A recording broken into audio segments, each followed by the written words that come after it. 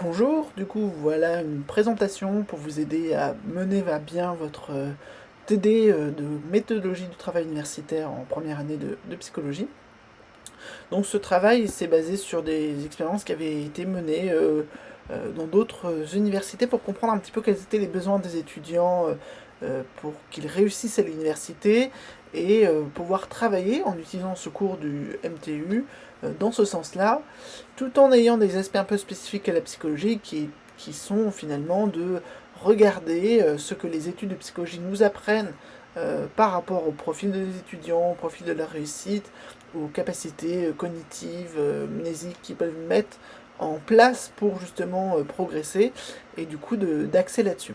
Donc il y avait des éléments qui ont concerné le lien social, d'autres la procrastination, d'autres sont des outils beaucoup plus classiquement employés dans ce genre de choses, comme la prise de notes, le travail sur l'orthographe, les normes biographiques, la capacité à lire des articles, des choses comme ça, et on a rajouté, suite à un projet de recherche, des éléments concernant l'esprit critique et la réflexivité.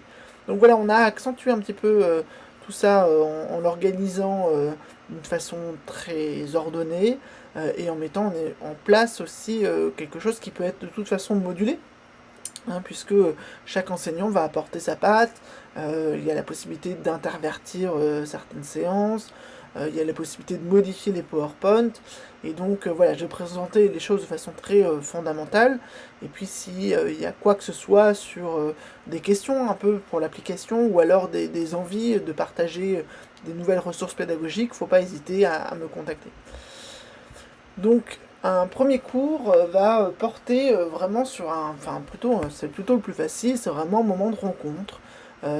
Souvent, c'est parfois même leur premier cours à l'université ou leur premier TD, où ils sont en présence d'un enseignant-chercheur vacataire ou titulaire. Et donc, il faut consacrer un petit temps à se présenter soi-même et susciter une certaine curiosité et une envie d'échanger. C'est pas un truc expéditif. Il faut donner un peu des ouvertures et leur proposer par exemple de poser des questions à l'enseignant. Il faut jouer ce jeu-là parce que par la suite c'est à eux de s'ouvrir, de se livrer. Donc voilà, il y a un petit temps qui peut être consacré à la présentation de l'enseignant, de ses thèmes de recherche, etc. Ensuite, on présente le TD, les objectifs, une première fois de façon simple et claire, et puis on passe tout de suite au gros de la séance qui est constitué d'hétéro-présentation. Donc le principe, c'est que les étudiants vont se réunir en petits groupes et vont discuter entre eux, et à la fin de cette discussion, chaque membre du groupe doit être capable de présenter un autre membre du groupe devant toute la classe. Et les questions qui vont être posées sont des questions sur le nom, le prénom, le lieu d'origine, éventuellement, et puis des questions après sur le pourquoi elle est en psycho, qu'est-ce qu'elle veut faire en psycho, mais c'est bien aussi d'aller chercher des anecdotes personnelles, des passions, des compétences pour un petit peu personnaliser les choses et les rendre beaucoup plus vivantes, parce que si on a une cinquantaine d'hétéroprésentations au bout d'un moment, l'attention lâche, et donc c'est important que ces étudiants se reconnaissent, il va y avoir souvent des travaux en groupe, et donc dès le départ, on peut prendre les choses un petit peu par la main, et si on repère des étudiants qui se connaissent déjà très bien, bah, peut-être les disperser dans des groupes différents.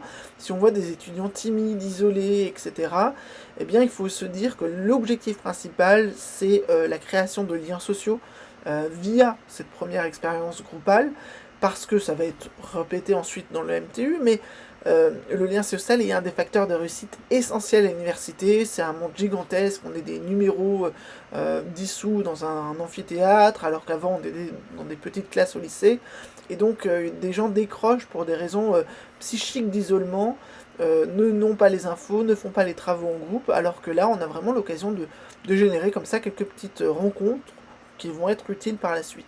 Une fois que les étudiants ont commencé à colliger un certain nombre d'informations sur une autre personne du groupe, on appelle les groupes qui sont pris au fur et à mesure, et on doit pas mal travailler à réclamer l'attention de tout le monde, par respect, parce que chacun va passer, chacun veut être écouté convenablement, et donc il faut parfois faire un petit peu la police dans ce cours-là.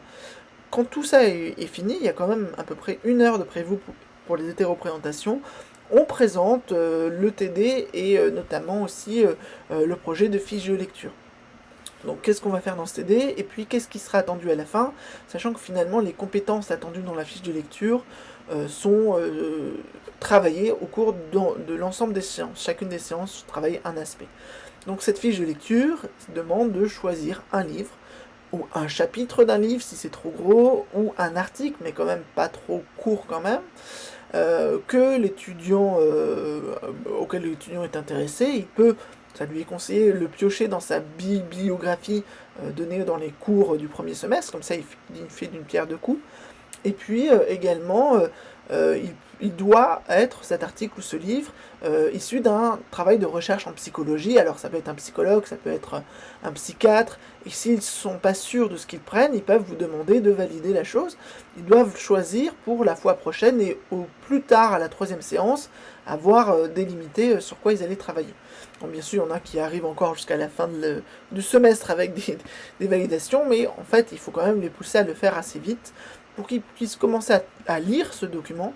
Et la fiche de lecture, elle doit être remise au tout début de la rentrée de janvier. C'est-à-dire qu'ils vont avoir les vacances encore de Noël et de Nouvel An pour le parfaire, leur travail. Ils peuvent aussi l'envoyer largement avant. Et au pire, je sais pas, voilà, on rentre le lundi 4 janvier, je dis ça comme ça, et bien le lundi 4 janvier, c'est le dernier jour pour rendre ce travail. Ce travail, il fait un petit point supplémentaire, c'est que les étudiants ont la possibilité aussi de rendre le travail en juin, la première journée de la session d'examen dite de rattrapage. Le travail est le même, il n'y a pas de changement à faire. Si par exemple ils ont réalisé une fiche de lecture qui n'a pas obtenu la moyenne, ils n'ont pas obtenu la moyenne éventuellement à l'UE, ils doivent repasser cette UE et donc aussi le MTU, ils peuvent repartir du même livre, du même article, mais par contre ils ne rendent pas le même travail. Ils essaient quand même de l'améliorer. Autre chose, ils peuvent également faire ce travail en binôme. En binôme, c'est quelqu'un qui est dans leur groupe là ou dans un autre groupe. La seule condition, c'est que quand ils rendent le document, ils le rendent qu'une seule fois à un seul professeur pour éviter qu'il y ait une double correction qui ne servirait à rien. Donc voilà, de possibilité donc de donner en 2e session, mais c'est pas forcément, c'est un encouragement un peu à la procrastination. Le travail, il fait quelques pages, hein, c'est vraiment très vite fait normalement. Il y a une première partie qu'on peut écrire d'emblée, qui est une partie réflexive, où on dit pourquoi on a choisi ce document, qu'est-ce qu'on connaît en fait de cette discipline, de cet auteur, pourquoi ça nous a intéressé, quelles sont les connaissances qu'on pensait posséder en amont, même avant d'avoir commencé la lecture. Donc ça peut être fait très tôt. Et puis ensuite, on présente une synthèse. Voilà, on donne quand même des éléments sur ce qu'on a lu pour montrer un petit peu. Voilà, c'est plus ou moins bien fait. Et puis, on va donner aussi des éléments critiques, de dire, voilà, il y a des choses qui nous ont déplu dans le travail, même si on n'est que débutant en psychologie, on peut quand même avoir un avis. Et puis, on peut aussi trouver d'autres références, des travaux plus récents, des auteurs qui ne sont pas en accord. Et aller puiser dans ces éléments de quoi analyser de façon critique le travail dont on fait la synthèse.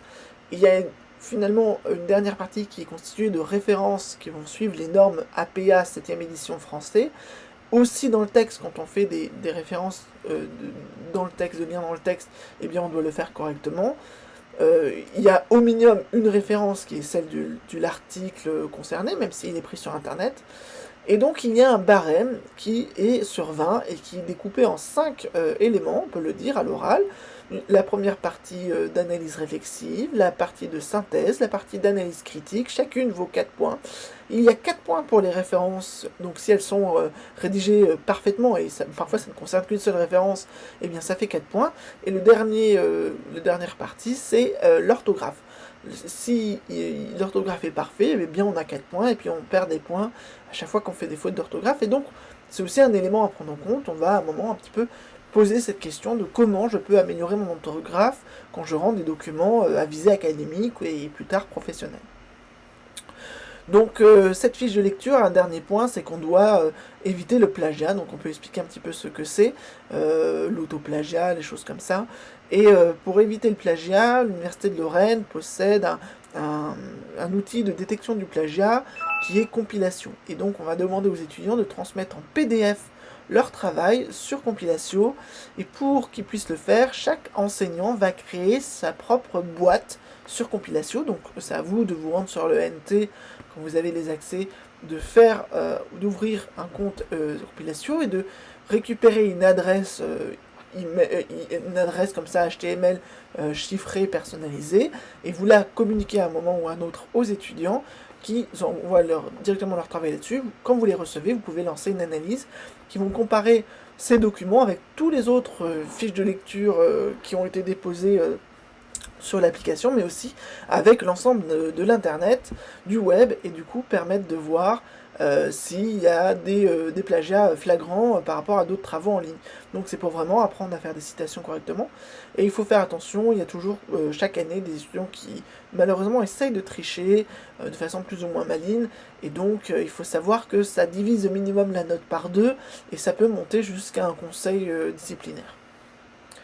Voilà, c'est une séance assez courte en termes de contenu, mais les hétéroprésentations, on peut vraiment prendre le temps de discuter parfois avec quelques étudiants et de créer comme ça des premiers liens et de personnaliser un petit peu ce TD. Alors la deuxième séance de méthodologie de travail universitaire porte classiquement sur la prise de notes. Après ça peut être échangé avec une autre thématique, mais si on le fait à ce moment-là, voilà, c'est pas très grave, c'est fait. Alors le principe, c'est que on va essayer d'améliorer l'outil qu'ils utilisent déjà. Certains sont plus avancés que d'autres, on va le découvrir. On va leur présenter 4 méthodes de prise de notes et on va leur proposer de s'exercer à chacune d'entre elles pour en comprendre les aspects positifs et négatifs. La première méthode, c'est une méthode exhaustive, on doit tout noter, on doit essayer de tout noter, ce qui est dit à l'oral, etc. La deuxième est séquentielle, on va plutôt utiliser voilà, vraiment les outils un peu d'abréviation, de découpage, avec des flèches, etc. C'est ce qu'on fait d'habitude quand on prend des notes vraiment en amphi, une méthode séquentielle. Ensuite, il y a une méthode des schémas, où là, on va plutôt utiliser des bulles, des flèches, des carrés, des formes de flèches différentes, mettre en lien par association les mots-clés, les éléments d'une conférence par exemple. On peut rajouter ensuite des sous-titres, etc. Ce qui est important, c'est que ça devienne très visuel sur ce qui se dit, ce qui se fait. Et la dernière méthode, c'est une méthode coopérative qui peut pour certaines choses être vraiment très utile, notamment les cours magistraux qui vont un peu vite. Et l'Université de Lorraine possède un outil qui s'appelle Calpadule, mais on peut aussi passer par d'autres comme Google Docs. En fait, l'idée c'est d'ouvrir un fichier en commun dans un petit groupe, de définir des rôles de rédacteurs, des rôles de correcteurs, des rôles de personnes qui mettent en forme les choses, etc. Et de se mettre à plusieurs pour avoir finalement le cours le plus exhaustif possible, mais aussi le mieux organisé, pour avoir surtout le moins de travail à fournir le soir quand on rentre, dans la modification des notes de cours et le peaufinage pour comprendre. Voilà. Donc là, il y a plusieurs façons de faire cet exercice de prise de notes. En fait, déjà, l'enseignant doit sélectionner soit une vidéo, soit un podcast, une conférence, un truc qui peut intéresser les étudiants relativement à la psycho, ça peut être un truc de vulgarisation. Et il doit du coup proposer aux étudiants de noter d'abord dans la méthode exhaustive. Donc voilà, on va passer 2-3 minutes, ça va être très vite et très fatigant d'essayer de saisir l'ensemble des mots de ce qui est dit. Alors certains sont sur papier, d'autres sur ordinateur, c'est tout aussi compliqué. La deuxième méthode, d'habitude ça passe un peu mieux. Là, ce qu'on peut faire, c'est s'arrêter, échanger avec les étudiants pour essayer de savoir ce qui a été le plus utile pour eux, quels sont les types d'abréviations qu'ils vont utiliser. Est-ce que par exemple pour des mots très classiques, psychanalyse, traitement, psychothérapie, etc., ils ont déjà un répertoire d'abréviations qu'ils peuvent mettre en commun. On a ensuite une troisième méthode de mind map. C'est plus compliqué quand on utilise l'ordinateur, même s'il y a quelques logiciels qui permettent ça. Mais sur le papier, on peut essayer de reprendre la suite du podcast ou reprendre depuis le début et essayer de mettre en image visuelle finalement le contenu de la conférence. Et la quatrième méthode, ça prend un petit peu de temps à se mettre en place. C'est-à-dire qu'il faut redéfinir un groupe, aller sur Calpadule, sur Google Docs par exemple, avoir les emails des membres du groupe, que tout le monde soit bien inscrit, que tout le monde soit bien connecté. Certains n'ont pas d'ordi, ça devient très compliqué, etc. à le faire. Mais quand on y est, on lance à nouveau la chose et on a défini des rôles. Il va y avoir par exemple 2 rédacteurs qui essayent de, sans se marcher sur les pieds, de couvrir l'essentiel du propos. Il y a un correcteur qui corrige les fautes d'orthographe, enlève les doublons, etc. Et il y a une personne qui est chargée de faire de la mise en forme, qui peut aller enrichir le texte en allant chercher des liens, des définitions, qu'il rajoute en commentaire, etc. Et donc à 4, 5 dans un groupe, on peut avoir un cours d'une grande richesse. Donc la suite de ce TD, après l'exercice, c'est d'avoir des temps d'échange sur la prise de notes. Voilà, pourquoi c'est important d'après vous, quelles sont les erreurs habituelles, et puis ensuite on va déplier quelques éléments théoriques sur euh, la vitesse d'élocution, et du coup qui est pas du tout la même vitesse que ce qu'on peut prendre en note, les difficultés au niveau de processus attentionnel, mais aussi le fait qu'on mémorise beaucoup mieux quand on est actif.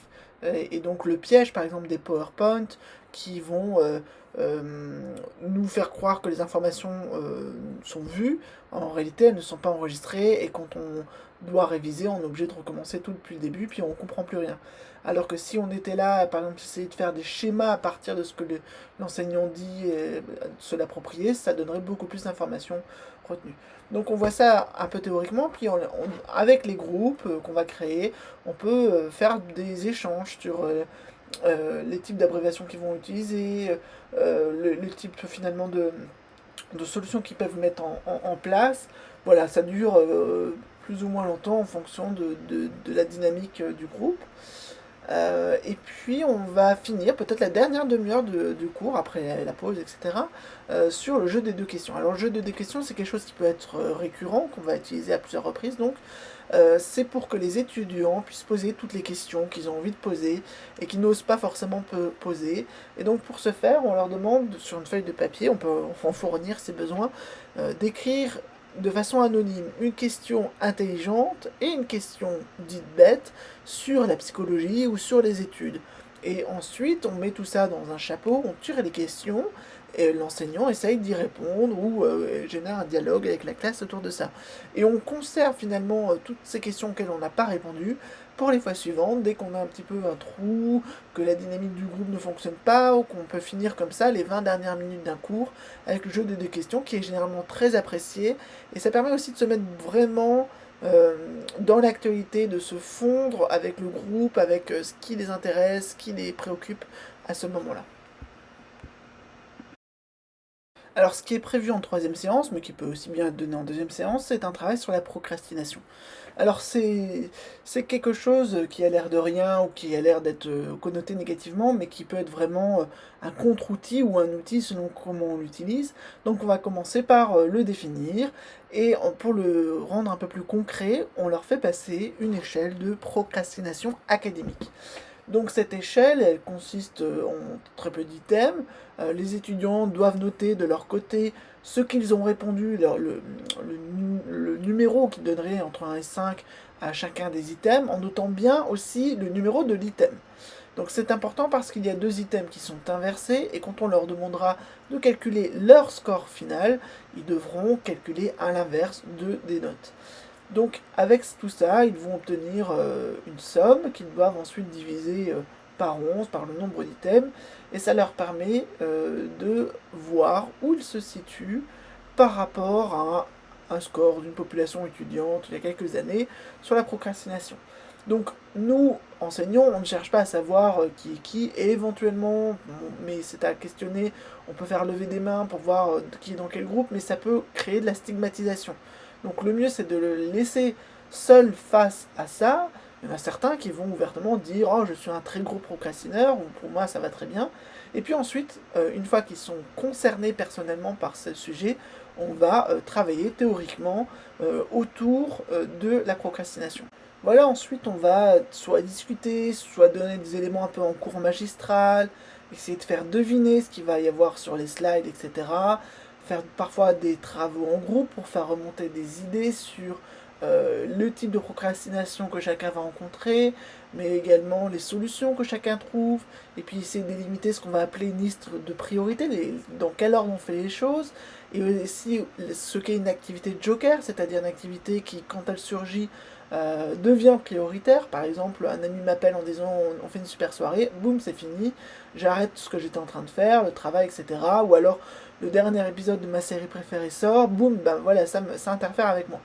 Donc tout ça va leur permettre de prendre conscience notamment du caractère affectif de la procrastination et de la façon dont ça a touché durablement l'estime de soi en entraînant des cercles vicieux, et comment il y a des méthodes toutes simples finalement pour se mettre au travail, se mettre à la lecture, se couper du parasitage par les télécommunications, les réseaux sociaux, etc. Et donc œuvrer très tôt à rentrer dans une discipline qui forcément n'est plus celle du lycée, mais qui est celle de l'étudiant, qui ne peut pas attendre janvier pour commencer à comprendre quelque chose au cours qu'il suit peut-être, mais qu'il doit se préparer très tôt finalement à réviser aux examens et à la suite. Donc il y a des temps d'échange en groupe qui peuvent être plus ou moins longs, il faut passer dans les groupes, activer, voir comment ça passe, et avoir un rapporteur de groupe qui fait remonter les éléments auprès de l'ensemble. Donc voilà, il y a une mise en commun. Donc voilà, c'est un peu comme ça que le temps peut être assez variable en fonction de la dynamique groupale, et on peut avoir du temps à la fin pour, encore une fois, le jeu des deux questions. Alors la quatrième séance porte sur la bibliographie et l'orthographe. Elle peut avoir deux formats en fonction du créneau auquel on donne le cours, puisqu'il y a possibilité actuellement d'aller en BU faire une sorte de visite enquête, une visite légèrement guidée par un questionnaire qu'on va trouver sur Arch. Et donc, en fonction de... On peut commencer l'heure en étant à la BU, on peut finir à la deuxième heure à la BU, et donc écourter éventuellement cette séance. Autrement, elle peut durer 2 heures. Il y a une première partie qui va porter sur la bibliographie. On va expliquer l'importance de bien citer un texte, de trouver des ressources, que ça fait partie vraiment du travail académique, et qu'il faut faire en sorte que les gens savent qu'est-ce que vous avez utilisé comme élément, et qu'ils puissent eux-mêmes aller les consulter. Donc c'est un travail de précision, il faut parler un langage commun, et là pour l'occasion on va en choisir un qui sera le système bibliographique de l'American Psychological Association, et actuellement on est à la 7e édition française. Donc les normes complètes sont disponibles en PDF sur Arch, et pour trouver aussi des fiches un peu abrégées, on va vraiment donner les éléments essentiels, comment citer un article, comment citer un ouvrage, une traduction, une thèse, comment citer dans le texte, comment citer dans la liste des références, des petits pièges, et puis on peut faire quelques petits exercices autour de ça. Donc pour l'orthographe, on aura une deuxième partie de cours qui peut être assez brève, en disant qu'on ne peut pas régler un problème d'orthographe qui serait récurrent actuellement. Il y a des gens dont le français n'est pas la première langue non plus, mais qu'on peut pointer l'importance de la chose, puisque c'est la crédibilité professionnelle qui peut en pâtir. Et du coup, il y a des éléments comme ça, des astuces un petit peu pour lesquelles travailler. Il existe par exemple des logiciels gratuits ou payants qui vous permettent de vous mettre à niveau sur l'orthographe en prenant d'abord un premier temps d'une demi-heure d'exercice pour voir où vous en êtes, et ensuite en vous proposant tous les jours un petit peu des exercices avec une marge de progression. Par exemple, le projet Voltaire, l'Université de Lorraine a des licences, mais pas à partir de la première année, seulement à partir de la L2 il me semble, pour que les étudiants puissent en bénéficier. Il y a aussi tout simplement des correcteurs d'orthographe sur l'ensemble des logiciels de traitement de texte. Il y a aussi la possibilité d'envoyer son texte à un voisin pour qu'il nous le corrige. Et donc ça, c'est tellement simple que parfois, c'est presque insultant de le rappeler, mais les fiches de lecture enrichies ont très souvent des problèmes d'orthographe qui n'ont pas lieu d'être, parce que si on prend le temps, on peut absolument avoir un texte parfait. On peut tout à fait du coup utiliser ces astuces qui sont proposées, plutôt que de laisser faire les choses. Et pour tout dossier qui sera à rendre dans les années universitaires, c'est quelque chose dont il faut avoir conscience. Et donc dans ce cours, si on a le temps, on peut proposer un exercice qui était un ancien examen de MTU. Il s'agit d'un texte qui contient 20 fautes d'orthographe et 20 fautes de bibliographie, qui soient soit dans les citations dans le texte, les références, soit dans la liste des références finales. Et donc on peut donner le texte, leur donner du temps pour essayer d'en trouver un maximum, et puis repasser avec eux, avec le corrigé qui est également disponible sur Arch. La cinquième séance va porter sur les représentations mentales et la mémorisation. Donc là, on va utiliser des éléments de sciences psychologiques pour se rendre compte de ce que c'est que d'apprendre, de mémoriser et finalement de se préparer aussi aux examens. Donc dans un premier temps, on va poser des questions, c'est un petit quiz qu'on peut vraiment personnaliser sur les derniers TD pour voir ce qui a été retenu. Alors c'est pas forcément dans l'ordre dans lequel on les a fait, hein, il faut s'en sortir avec ça, mais l'idée c'est de montrer qu'il y a beaucoup de pertes d'une séance à l'autre, alors que finalement que parfois il s'est passé simplement 15 jours. Et pour travailler contre ça, on va accentuer les capacités de mémorisation, ce qu'on va appeler la mnémotechnique, qui était une discipline essentielle dans la scolastique médiévale. Et donc on fait un autre petit jeu pour montrer aussi les différences, qui est le burger de la mort. Alors il y a plusieurs façons de le faire. Soit on a un volontaire brave qui vient et à qui on pose les 10 questions auxquelles il doit du coup répondre seulement quand les 10 questions sont posées. Les questions sont faciles, mais c'est juste se souvenir de l'ordre des 10 réponses qui est compliqué. Soit, si on possède un exemplaire du jeu du Burger Quiz, on peut aller piocher une carte là-dedans. Après, il faut que ce soit adapté aux étudiants, qu'il n'y ait pas des blagues trop salaces, etc. L'autre façon de procéder, c'est de prendre toute la classe, de demander à tout le monde de jouer le jeu, et puis à la fin, on met tout le monde debout, et ceux qui pensent pouvoir répondre, par exemple la question 3, c'était telle réponse, etc., restent debout et sont susceptibles d'être interrogés par le prof. Ceux qui ne pensent plus avoir la bonne réponse s'assoient, et on voit à la fin qui est parvenu jusqu'au bout, et puis on peut lui demander quelle est la technique qu'il a utilisée. Alors on va ensuite proposer aux étudiants de réagir en fait à des représentations mentales qu'on va amener. Pensez à un McDonald's, ça vous fait quoi? Votre petit déjeuner, visiter votre maison, combien il y a de fenêtres, enfin là où vous vivez, etc. Et donc c'est autant de petits exercices qui mettent en évidence ce que c'est d'avoir des représentations mentales, les caractéristiques qu'elles peuvent posséder, et le fait que finalement faire des études, se crée des représentations mentales qu'on arrive à faire dialoguer, articuler, et donc tout ça montre aussi que la façon dont les informations sont présentées vont avoir un impact sur la capacité finalement de les visualiser, et qu'on fonctionne avec tous nos sens quand on apprend. Donc ces éléments-là, on va les mettre en pratique, après un petit peu d'éléments théoriques qui sont donnés dans le livret. On va leur proposer par groupe de se réunir et de se donner un défi important quand même, pas trop simple, qui est par exemple de retenir les 7 merveilles du monde antique ou les 7 nouvelles merveilles, voire l'ensemble des 14 merveilles du monde, ou alors les 12 travaux d'Hercule, des listes interminables avec plein d'informations. Et il faut trouver des moyens simples, des techniques pour les apprendre. En l'espace de 10-15 minutes, pas plus, il faut que le groupe trouve une technique pour que chaque membre du groupe puisse être interrogé individuellement là-dessus. Une fois que ces différents apprentissages sont faits, hein, on passe entre les groupes, on donne un peu des astuces, eh bien les groupes vont passer, il y en a un qu'on tire au hasard qui doit réciter la liste des choses, et puis expliquer comment le groupe a procédé. Il y en a qui font des dessins où ils condensent l'ensemble des informations. Il y en a qui font des phrases où chaque début de mot, chaque lettre initiale va donner une information. Il y en a qui font des autres types d'histoires, par exemple, des palais mentaux. Il y a plein de techniques différentes pour réussir à retenir des choses comme ça un peu lourdingues. Et ça peut être assez ludique à faire, hein, on peut se donner des défis intéressants. Et puis là, après cet exercice-là, on peut refaire un burger de la mort. En faisant ça, on peut voir qu'en mettant en pratique ces techniques, il va y avoir plus de gens parmi les étudiants qui sont capables de retenir très facilement les 10 réponses à donner. Et puis on va avoir un autre moment de mise en pratique, ça dépend le temps qu'on possède dans ce cours, qui est la création d'un quiz. En fait, quand on révise habituellement, on se dit, bon voilà, j'ai lu, j'ai relu, je retiens. Mais en réalité, on ne sait pas exactement tout ce qu'on retient. Donc ce qu'on peut faire, c'est créer des questions pour soi-même ou pour les autres, avec des réponses qui sont soit vraies, soit fausses. Et on a des logiciels gratuits sur téléphone comme Quizlet qui permettent de faire ça.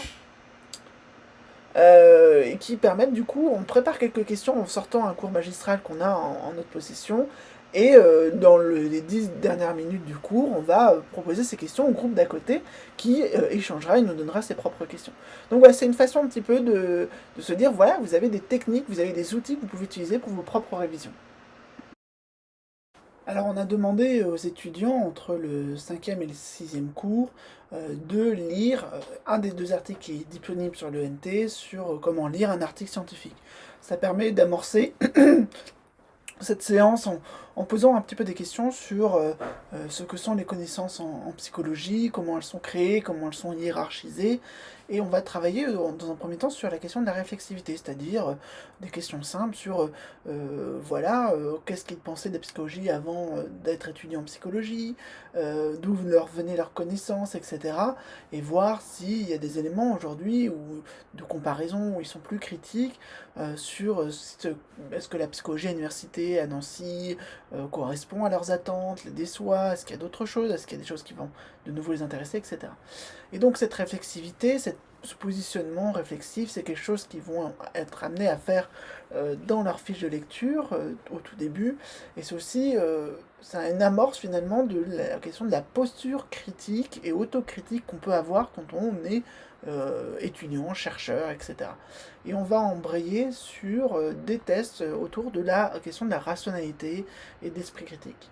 Alors on va discuter aussi des deux articles qu'on a lus pour essayer de voir s'ils ont bien repéré les différences entre les sources en psychologie, les magazines de psychologie, les livres, c'est pas la même chose que des articles dans telle ou telle revue qui sont indexés, il y a des sources disponibles en français, mais il y a aussi beaucoup plus de matière en anglais, etc.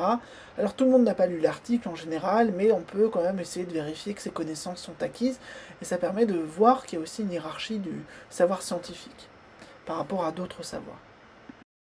Ensuite, on a un petit quiz d'une dizaine de questions où les étudiants doivent répondre assez rapidement en se positionner sur leur feuille ou quoi que ce soit pour voir un petit peu s'ils sont capables de déjouer certains pièges logiques, pièges de la rationalité. Et on va reprendre lors des corrections ces différentes questions en expliquant quels sont les biais qui ont pu être activés et qui nous ont empêchés de découvrir d'emblée quelles étaient la bonne réponse. Il y a des biais qui sont du niveau cognitif, il y en a d'autres qui sont du niveau perceptif, et donc la suite du cours, c'est de montrer plusieurs illusions d'optique et de travailler là-dessus. Donc ça peut donner lieu à des échanges avec les étudiants qui connaissent d'autres formes comme ça, ou qui connaissent un petit peu les pièges de la raison, les biais cognitifs, etc. Alors on va aussi utiliser le test de Wasm qui est assez connu, on va avoir une variante de ce test qui est plus sociale et qui permet de le résoudre plus facilement, et on montre que finalement il y a beaucoup des éléments de contexte qui mobilisent ou pas les capacités d'un individu à résoudre un problème, donc on n'est pas bête dans toutes les circonstances, on peut avoir comme ça des variations. On passe ensuite aux biais de perception qui font que notre cerveau lui-même nous empêche finalement de voir certaines réalités parce qu'il est obligé de faire des approximations, des calculs qui nous imposent à la conscience, et même quand on sait qu'on essaie de corriger, c'est extrêmement difficile de se défaire. Par exemple, il y a une image là où on a l'impression qu'on est face à une spirale, mais si on met un cache, on peut voir que c'est un ensemble de cercles. Le point précédent, c'était le nombre de couleurs, et en fait, il y a des couleurs qui sont identiques, mais notre cerveau, par contraste, ne les voit pas. Voilà, il y a ce genre de petites illusions, on peut en trouver d'autres, mais c'est vraiment l'information que on est déjà biaisé au niveau perceptuel. Ensuite, on peut passer deux vidéos sur la cécité d'inattention. Alors la première est assez connue, on doit compter le nombre de passes que se font des joueurs, et puis à un moment surgit un gorille qui se met à danser. Les gens qui connaissent un petit peu la vidéo voient facilement le gorille, se mettent à rire, mais ne le disent pas aux autres. Mais en réalité, cette vidéo est déjà un après-coup de tout ça, puisqu'il y a d'autres changements qui sont opérés, et qu'on ne voit pas quand on ne fait que regarder ou s'attendre à regarder un gorille qui vient pour danser. La vidéo suivante est plus complexe, c'est une scène de crime où il y a une enquête, et en réalité il y a énormément d'éléments qui changent, et il est quasiment impossible de tous les repérer, et ce documentaire est en fait une pub pour les cyclistes qui passent inaperçus, ils sont souvent renversés par les voitures, notamment quand on ouvre une portière, des choses comme ça. Donc c'est-à-dire que, encore une fois, on a des ressources limitées en attention qui sont distribuées euh, en fonction aussi de nos attentes, de nos croyances, et qui du coup ne couvrent pas l'ensemble des informations qui sont à disposition. Donc finalement, on arrive à la question de comment on arrive à faire confiance à une information. Ici, j'ai pris la série H, les gens affichent des blouses médicales, etc. Et puis du coup, ils deviennent presque crédibles dans un rôle. Et souvent, on va avoir ce type de présentation qui contextualise l'information tout en lui donnant des vertus de vérité. Des étudiants se sont amusés à créer un faux complot autour des chats, dans une vidéo assez rigolote, assez brillante. Il faut l'arrêter au milieu, parce que la suite de la vidéo donne les explications. Et donc il faut proposer aux étudiants de dire ce qu'ils ont repéré comme type de méthode employée pour falsifier la crédibilité des informations transmises. Voilà, on peut avoir un temps d'échange avec les étudiants sur la manière de rendre l'information crédible, de construire des débats, mais aussi parce que ça porte sur ce qui va se passer dans leurs enseignements. Ils sont pas toujours, les enseignants ne sont pas toujours d'accord entre eux. On va trouver que certaines sources d'informations sont plus convaincantes que d'autres. Et puis comment on fait en fait quand on n'est pas d'accord avec quelqu'un pour avoir un débat où chacun va apprendre et où les positions vont progresser. C'est là qu'on va amener un autre exercice plus pratique, où on va demander à un certain nombre de volontaires parmi les participants, les étudiants, de faire un débat mouvant. Donc on peut faire ça ou un entretien épistémique, c'est au choix. Donc un entretien épistémique, ce serait vraiment un échange directement entre deux personnes, dont l'une a vécu une expérience par exemple étrange, et l'autre doit simplement lui poser des questions pour lui permettre de donner une interprétation rationnelle, intelligente de ce qu'elle a vécu, sans vraiment la confronter. Mais le débat mouvant, on va plutôt jouer sur les mécanismes sociaux du débat, pour voir aussi comment ça peut partir en vrille. Et donc dans ce débat mouvant, on va imposer un thème sur lequel on va demander de discuter. Chacun son tour, des membres du groupe doivent désigner une personne qui va donner un argument. Et en face, si l'argument est recevable, s'il est bien fondé, eh bien on doit faire un mouvement vers l'autre groupe. Donc on peut être amené même à changer complètement de groupe, simplement parce que l'argument est bien construit. Même si on n'est pas d'accord, si on a un contre-argument, si le premier argument est valide, on doit bouger. Et ce dont on se rend compte, c'est que très vite, il y a une polarisation des avis au sein des groupes, et plus personne ne bouge, mais les arguments deviennent de plus en plus sophistiqués, et presque militants, presque parfois il faut un peu calmer le jeu. Et donc pour calmer le jeu, on va changer de thème. Le premier, c'est boire du lait de vache, c'est naturel. Ensuite, on peut parler de l'infidélité. Et puis, on peut vouloir montrer que la tarte aux pommes, c'est naturel. On peut en débattre 100 ans. Le fait est que la question est assez mal posée. La notion de naturel est trop vague. Et en fait trop libre de multiples interprétations. Et du coup, on n'arrive pas forcément à rester sur le même registre d'une définition ou d'un élément de comparaison.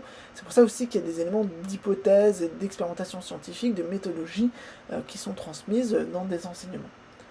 L'ensemble de ces ressources ont été co-construites avec la Tronchambier et l'Astec, qui est l'association qui s'occupe de ce podcast, de cette chaîne YouTube. Et donc on a aussi demandé de l'aide au Cortex, qui est un centre de ressources pédagogiques pour l'esprit critique, et aussi à Nicolas Gauvry. Donc voilà, il y a eu tous ces éléments-là qui ont été présentés, et comme c'est la dernière séance, on finit en proposant aux étudiants eux-mêmes de donner une évaluation du cours. Alors pour que celle-ci soit vraiment utile, on leur demande de donner des points positifs, des pistes d'amélioration, mais aussi de dire à quelle séance ils ont assisté, parce qu'on a des étudiants qui peuvent être très critiques, mais qui ne sont pas là souvent. Souvent, il est nécessaire à la fin de ce cours de faire un rappel de ce qui est attendu dans la fiche de lecture, où la déposer, etc. Et de voir s'il n'y a pas d'autres questions qui sont restées en suspens, notamment dans le jeu des deux questions.